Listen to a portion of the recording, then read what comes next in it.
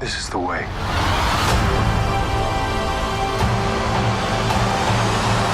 The Mandalorian episode 4 breakdown. That's what we're going to do in this video. We're going to break down the 4th episode of The Mandalorian. There was a lot in this episode. This is an episode called The Siege. It is directed by no other than Mr. Carl Weathers himself. Carl Weathers, who of course plays Greef Karga. So it's no surprise that we see Greef Karga also a lot in this episode. Because in this episode we see Mando reuniting with Greef Karga and with Cara Dune, played by Gina Carano, for the first time since season 1. Was Navarro also the planet where season 1 ended? I didn't know for sure.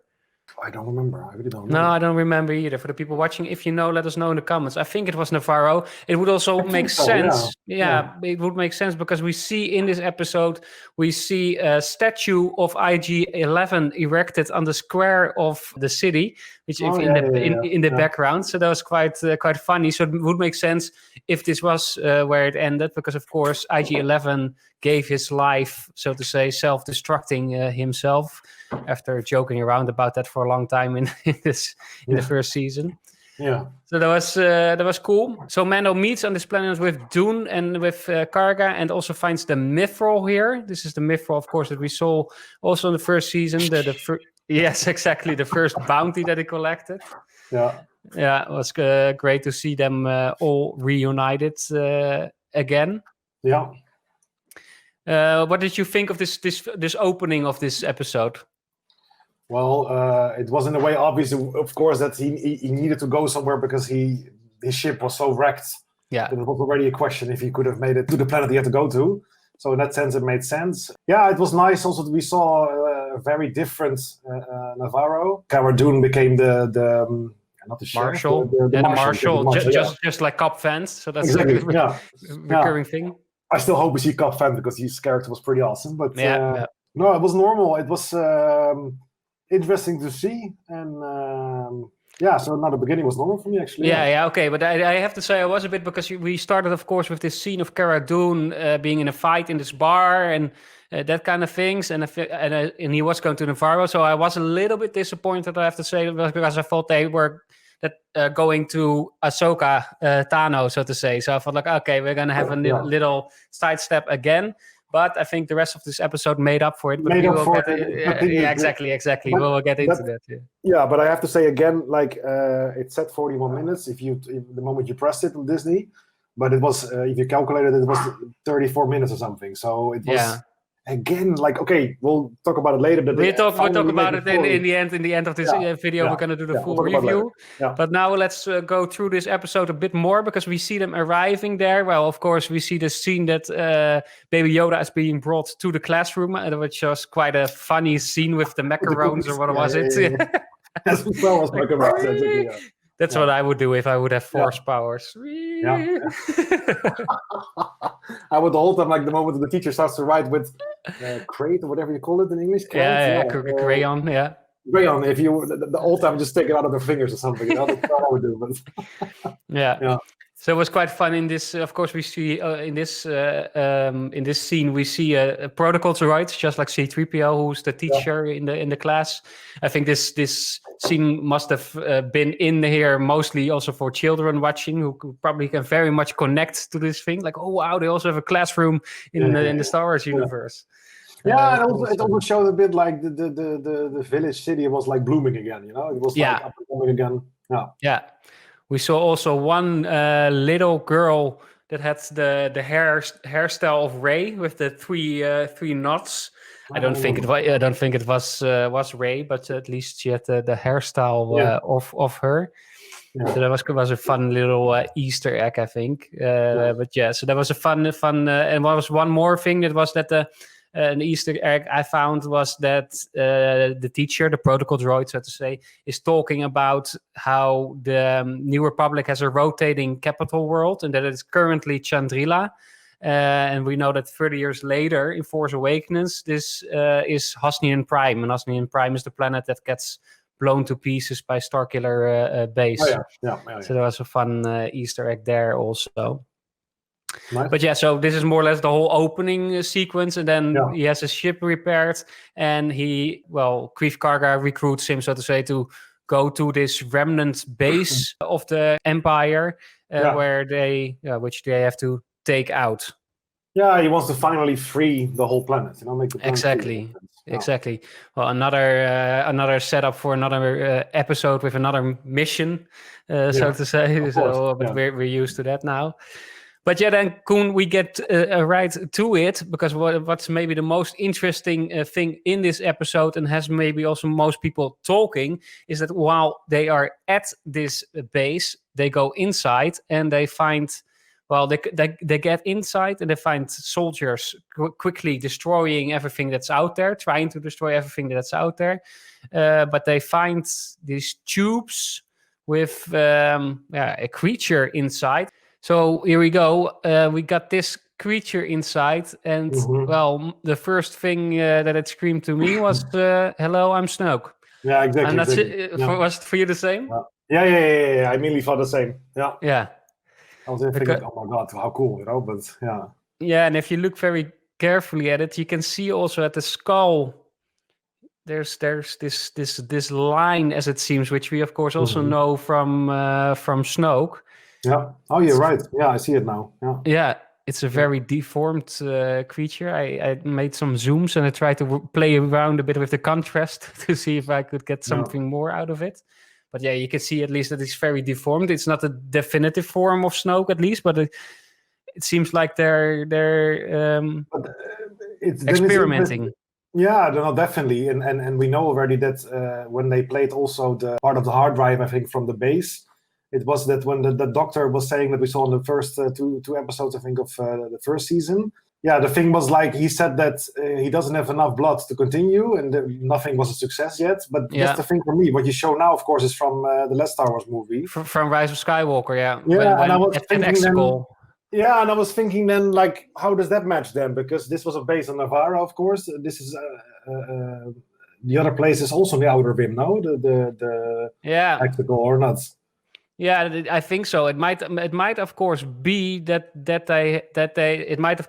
they have testing facilities all over. I know from the Aftermath books that they have, for example, on Jakku also some kind of facility where experiments are being done with something. So it could be, of course, that this is connected, and that they just for 30 years have been trying to revive the spirits of Palpatine. And what, of course, Dr. Pershing says is that they needed the right amount of M count, which, of course, stands for midichlorian. Exactly. But that they haven't succeeded. But that's why they needed Baby Yoda. We already figured a bit that would be the reason, but now we know for sure. That's interesting. What's the plan? So it becomes clear now that that Snoke was needed for Palpatine's revival, I think, and that maybe Snoke was just a bit of a failed experiment, so to say. Yeah, but that's interesting to see, because what is cool maybe, like we were all complaining sometimes that even though the series is super awesome and even every episode is cool to watch at least, that where's the story going? Yeah. And now that we know, of course, this is in between the first new Star Wars movie again, where Snoke appears, of course. Yeah. And when the Empire fell, it makes you wonder also, like, if they have season 3 coming up. We know that there's a season 3 coming at least. Yeah. But maybe we will see also the rise of Snoke in a way, And exactly. Exactly. Yeah. What will they get into? Yeah, it seems like they're filling in the blanks. Of course, it was always one of the main questions. At least it was for me. Like, who is Snoke? Where did he come from? And they didn't really get into that within. That was the shame with the movies, actually, because it was such an interesting character, and also he had a lot of power, and he was so cocky and convinced that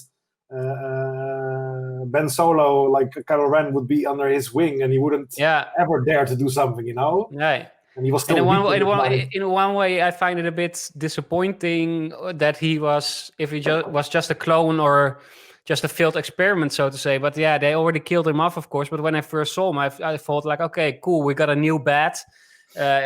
Maybe I would have liked if they just stick with that now that I've seen how it turned out in Rise of Skywalker, which of course you know that I'm not a big fan of, I feel like maybe they should have sticked. The idea of Emperor Palpatine returning was cool, but I didn't find the execution really cool. So I felt like maybe they should have just sticked with Snoke as the big bad. But maybe with what they do in this series can maybe change everything. You know what I think, what I always thought, but maybe it's not, there's no evidence anymore for it, so maybe it's just what I really would like, and there's no point of telling, but I'm thinking, curious what you think of it. Like, we know the story that was very important in... Darth Plagueis you're referring to. Yeah, exactly, the whole story with Darth Plagueis. What I'm thinking is maybe that we know that Palpatine was that student, I think, that killed him in the end, and learned from him how to control death. Yeah. And I always thought that Snoke maybe is... somehow some kind of remodeling of Darth Plagueis, maybe.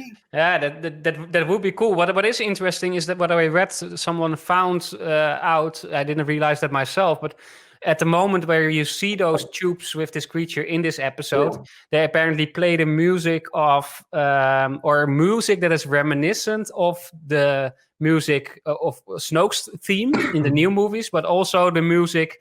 That's connected to that scene that you're referring to with Darth Plagueis.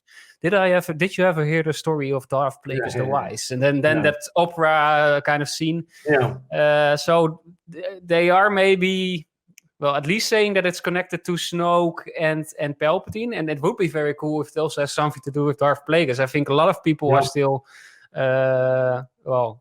want more about that story. Yeah, because he was the one that knew how to fake death or.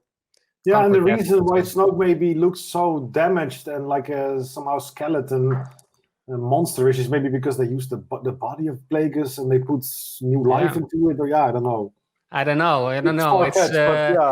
It's something we can start speculating on from now on, and I think that's nice with this episode. At least we get a bit more.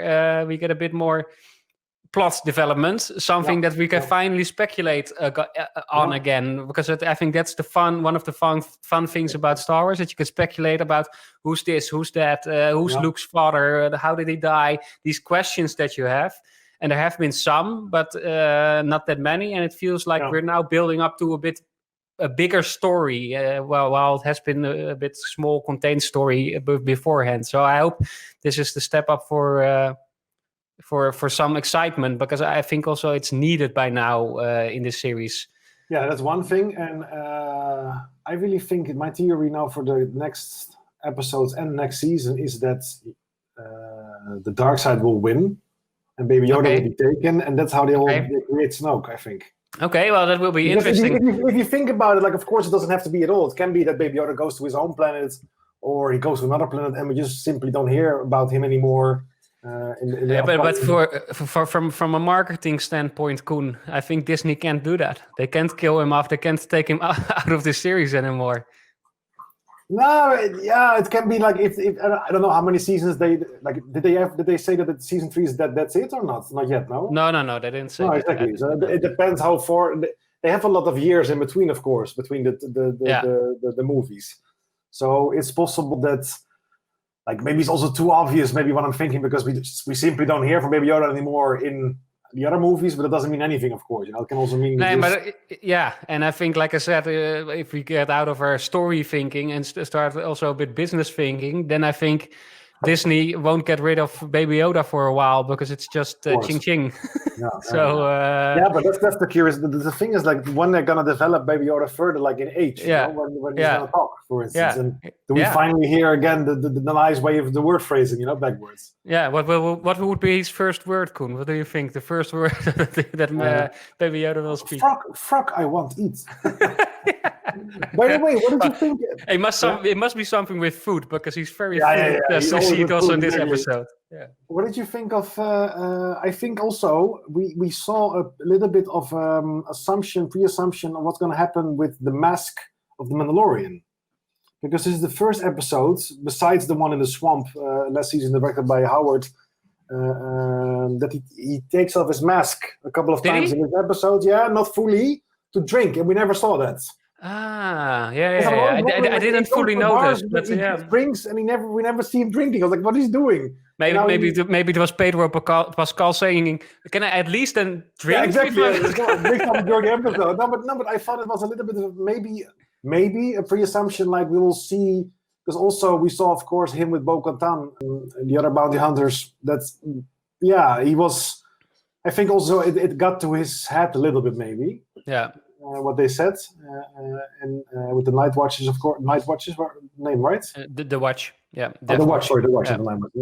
That's not Game of Thrones. The Watch. Exactly. It's like, oh yeah, you don't know anything, or this is the way. It's one of the two, you know.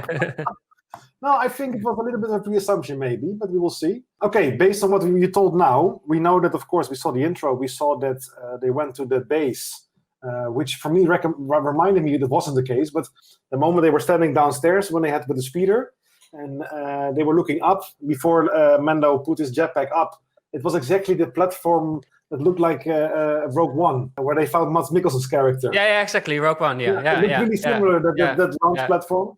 So I was like, but it wasn't, of course. But... Yeah, I do have to say what you pointed out the other time, and I had it also a bit with this episode. Is like how extremely clean everything is, a bit too clean, maybe. Like what you said at the Imperial base, everything was just brand new. It looked. Yeah, everything. Yeah, and I think that they did that very well in the first season. That everything was a bit dirtied up. Like, okay, the Empire is in recline. Yeah, and also for me, the moment when the season started, when the episode started, that Greef Karga, he put up a map and showed that on the other side of the planet there was this base still, and I was like, okay, but like nothing happened till that. Like it's normal that they're still there somehow, but okay, you know, we know that they were always somewhere there still. They weren't suddenly like disappeared. They didn't disappear suddenly, but yeah, it was too clean, too polished. It just came out of the box. It was it's of course a set, but I think that's what they did well in the first season. That they roughened that things up a bit, so to say. Yeah, the main thing is that they did show it a bit. Like the inside of the base was still intact. Was not a strange thing actually. If you think about it. Like if you are like it was extremely polished, I think. Yeah, that's true. That's also the Empire is, maybe, you know. But maybe. The only hints that they made maybe a mistake also with last episode with that ship. Also, everything was so clean and nothing was raffled up. But in that sense, like the outside door where they had to bust in with the elevator was messed up. Remember? Okay. It was a small thing. Because also it's a small thing. It's significant, but I had to think about it because because you talked about it last week, and I now saw it. I thought like, oh yeah. Yeah, and also when I came with the TIE fighters and stuff, it was all like they're back in business like 100%, you know, brand new. Yeah. Which was goddamn cool, by the way. This was the coolest action we got in the Mandalorian. I think this was like movie quality action. Those followings, those. I even had to get used to it a bit because it was a different way of shooting somehow, and I was like, hey, this is. Yeah. I was even thinking this is bad done. No, it's super good done. But it was good done. It was like a movie, but that's what I mean. It was not that series slower style that we are used to from the Mandalorian. It was really like watching a movie. I was really impressed by it. It was something I didn't expect to see in a series, the Mandalorian series, because everything had been a bit smaller in scope, so to say. What I do have to say, Bas, and I'm curious what you think about this. Is just like why every destroying or like ultimate detonation button in every building has to be always somewhere in the middle of nowhere, like dangerous that you can fall off without defense. Why they always do it in Star Wars, you know? Like the same with the scene with the famous scene with "I am your father," Luke. Like spoiler if you really didn't watch it.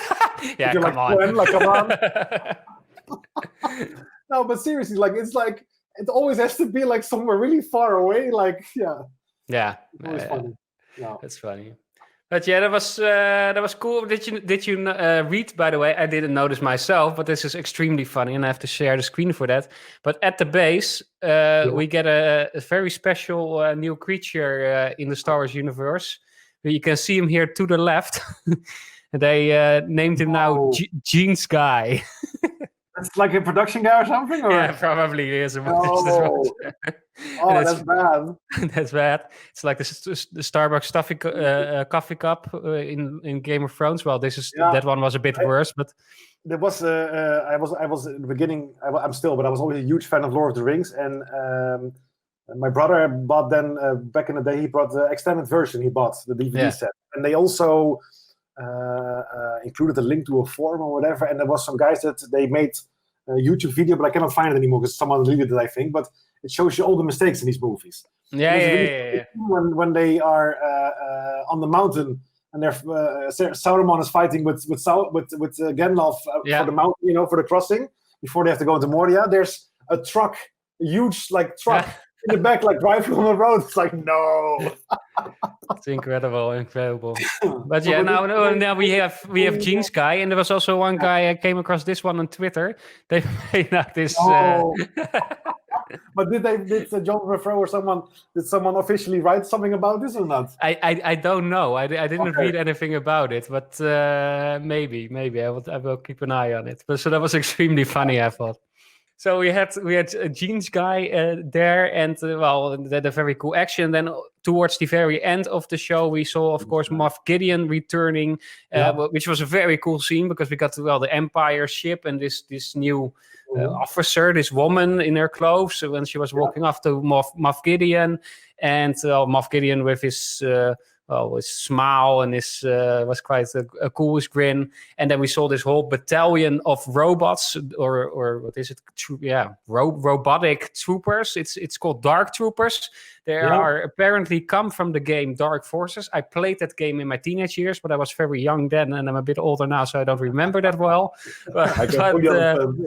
Yes, but apparently that's a Dark Troopers experiment that was going on within the Empire, and they're quite. They're supposed to be quite badass. So probably we will see more of those in the upcoming episodes. I have to ask you, Buzz. Did you see Breaking Bad, the show? No, only 4 episodes. Okay, so for me, it's, and I wonder, people that are watching this, please let us know what you guys think, because for me, I like the actor that plays Moff Gideon a lot. Giancarlo Esposito, I think his name is. Yeah. I never saw him before Breaking Bad. Maybe I did, but I don't remember. He was, of course, really famous with that show. And for me, it's really hard to see him still in Star Wars, even if the main episode that he featured in, of course, where he first had that siege where they were in a building, of course, and later with the Darksaber. So he fits. He is a very great actor, I think, but still, I'm always thinking of Polos Hermanos, that company that he had in where he sold the drugs for. I was like, it's hard to see him because he has the same hair, a bit the same face. That's always with actors, of course, and I think maybe if Pedro Pascal wasn't wearing the helmet, I would have the same, because he had not the biggest part in Game of Thrones, but I will always see this scene with me. No, okay. Did you see Narcos with him or not? No. So for me, I saw first Game of Thrones and I saw Narcos, and I didn't even realize it was the same guy somehow. And I realized after a couple of episodes, it's Pedro Pascal. And then I saw him in Kingsman, which he played a very good role in the second movie. I liked him. So for me, it's not like that. He grows above it. It's not typecast, not like Frodo or Harry Potter or whatever. But no, for me, it's still, that's why I would. It's also my frustration a little bit with his characters. Like, I want to see more of him because he is a very great actor. He has a very cool role. I think the character itself is really cool, and the Darksaber excitement. He's like the new kind of like Tarkin somehow, but more badass than Tarkin. Yeah, more badass and less skinny with the face. But in power, I think you can compare him to Tarkin, I guess, or maybe even higher. No. Yeah, you think he's really the leader of the what's left over, so to say? He seems more impressive than Tarkin. Like in a way, also like. Because Tarkin was, of course, more or less the first man after Darth Vader. Yeah, but Tarkin was always a bit like he was, how do you call it? Like your best general that also knows when to keep quiet. You know? This man seems a bit more. Also, because he wears everything black, he doesn't wear an officer like a general's uniform. He wears a little bit of like a Kylo Ren uniform, like a Sith Lord in a way.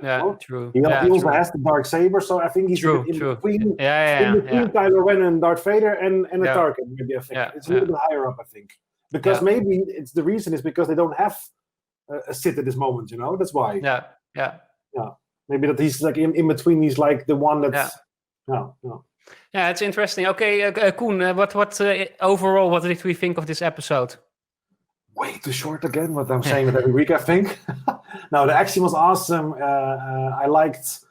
The thing with coming back to why they needed Yoda and the discovery unraveling maybe of a kind of snow creature, which I think we are right about in our pre-assumptions now.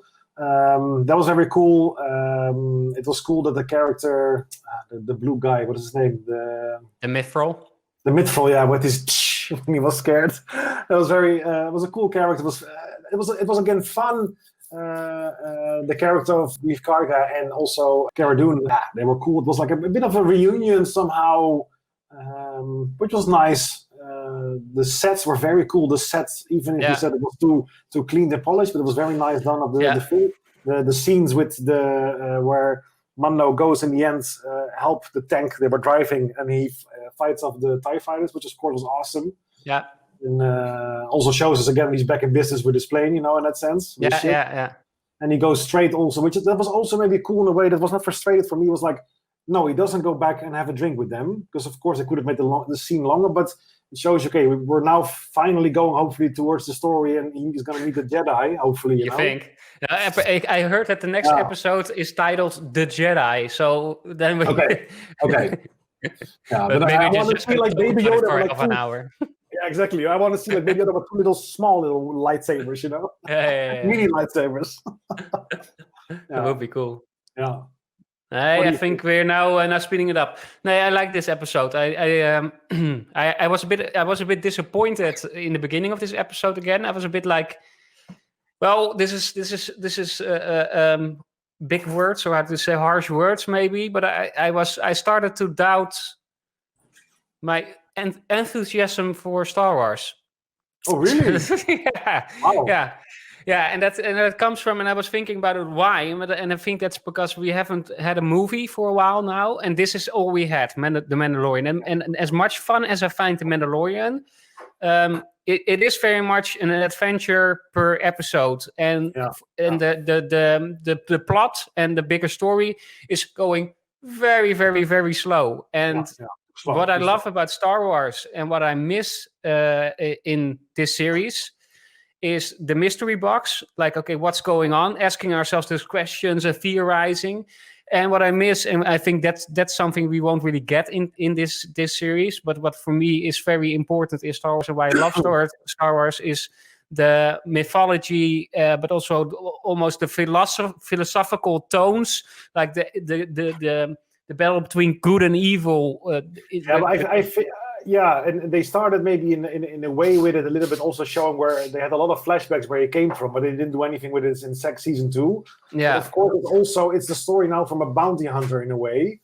Yeah, versus of course, because Star Wars itself, like George Lucas said, it was always supposed to be about family, Yeah. And in this sense, they still have the elements a little bit of. I also, but you know what I simply think if you would add 20 minutes to every episode, there will be so much more room, not only for the plot to go further, but also to go more into the mythology about also the planets that we saw last time. But the Mandalorians, give me more about the Mandalorians, about their background, about the battles with the Jedi, and exactly. No, I agree. I agree. So that's what I'm missing a bit. But in the end, this episode I really liked. Like I liked how they kicked it up in the end, because there I got my story and the Snoke and all that kind of stuff, and I feel like, okay, now we're building something again. And I really hope in the next episodes, but also the season after, that we really will create this bigger in scope story and not this small adventures each time, because I'm getting a bit tired of that. Like, okay, give me a bit more. So I hope we're getting there now. But in the beginning of this episode, I felt like, I was getting a bit bored. I think the main problem, boss, is that also the missions themselves are not so original most of the time. Exactly. I each time have like, I don't feel, I don't really care about if the mission fails or succeeds, because the reason behind it is not really. what I think the biggest mistake they make with this show in that sense, because I still love it because I love Star Wars, but I fully agree with you. And my also frustration comes and goes with this show, but especially but the previous episode, of course, where they had the mission with the other bounty hunters with Bo-Katan. They were introduced. It was really cool. It was very cool action. The ship was awesome. The scenes were nice. And then the moment they lift off without him, and I understand why, but I'm like, okay, so we will ever see them again? Same with what was the name of the Marshal in the first episode? Cobb Vanth. Cobb Vanth. Yeah, Also, expand on things instead of making it super. Boba Fett, where the hell is he now? You know, that was maybe really what you said. Maybe it's just we showed him a little bit to have his own show again. I was like, probably, cool, right? yeah. So that's what I'm a bit missing. But and it wouldn't be a trouble, like if all those shows would already be there, then it's okay, I got this, and then I will just watch now the Boba Fett show, and then I can expand, but this is all we got now, and that's probably part of why I'm a bit like... Are you worried if you think about this now, and also knowing that that woman director, what's her name again? Deborah Chow? Yes, Deborah Chow. I was thinking of a different name.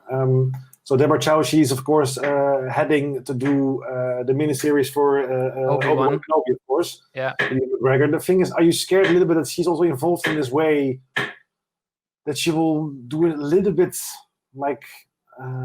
No. I think Obi-Wan will. No, I think Obi-Wan will get a very different approach than this series. It has to be, yeah. Yeah, I can't imagine that. So no, I'm still confident for the future of Star Wars, but I hope they will get back to the big stories and the mythology and the lore and those kind of things, and some philosophical tones in it, like the battle between good and evil. In the Empire, but also within ourselves. There can also be some other philosophical tones, but make it something more than just an adventure. I think that's what George Lucas succeeded at. That's why it became, legendary, so to say, because it's more than just an adventure. Yeah, it has so much deeper layers. Exactly, that's the thing. And actually, if you think about it, the show till now would have made more sense if it was just a story about Boba Fett. Because from that guy, maybe you don't expect so much background or details. This bounty hunter Mando is not a typical bad guy. He's not at all, in a way. He seems like the good guy, but he's just struggling with things. And you would expect more layers into it. Exactly, give us more about Mandalore, about the Mandalorians. Like, it's okay that it's not about the Jedis, but there's super cool stuff to tell about the Mandalorians. So give us more about that. And now it's a bit bits and pieces, so to say. But overall, very great episode. I think one of the best of this season. I think it has the best action maybe of the whole series. And we saw some cool production design, like you said. So I really enjoyed this episode, and I hope it will only get better and better from here on. Yeah. I'm curious what they're gonna do next this Friday. Yes, let's see. I assume Ahsoka, so that's something to talk about next week. But we're gonna end this breakdown here, Koen. For the people watching, let us know what you thought about this episode. Do you agree with what we say or not at all? Discuss with us in the comments, because we like to take this talk further over there. If you liked what we did, don't forget to give us a like. And if you want to stay updated on Star Wars and Mandalorian videos, subscribe to our channel. Then exactly. Then this was it. This is the way, and may the Force be with you.